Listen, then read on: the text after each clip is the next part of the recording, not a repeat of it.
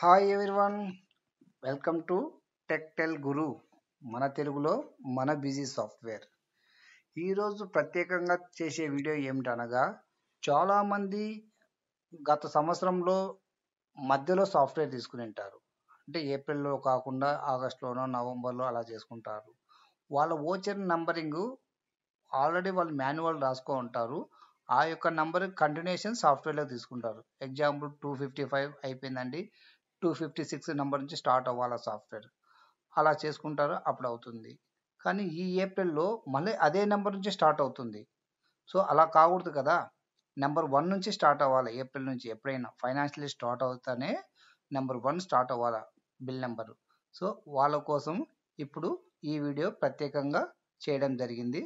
So మనం వీడియోలోకి వెళ్దామా? వీడియోలోకి వెళ్ళే ముందు ఎవరైనా సబ్స్క్రైబ్ చేయని వాళ్ళు ఉంటే దయచేసి చేయండి, వీడియోని లైక్ చేయండి. ఓకే, పంపిస్తున్నాను చూడండి. ఇప్పుడు వీడియోలోకి వెళ్దాం.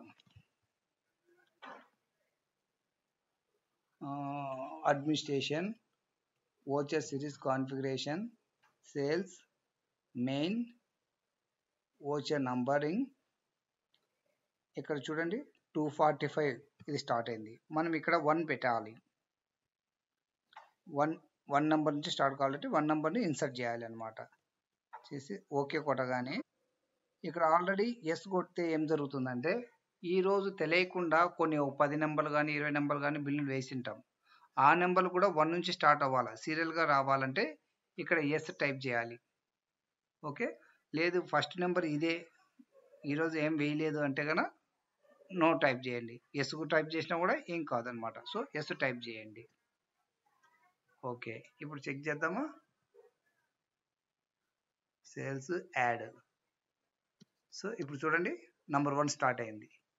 ఈ రకంగా ఈ యొక్క నంబరింగ్ను మార్చుకోవడం జరిగింది. సో మరిన్ని వీడియోస్ కోసం మన సబ్స్క్రైబ్ ఛానల్ను లైక్ చేయండి, వెయిట్ చేయండి. ఓకేనా, బాయ్.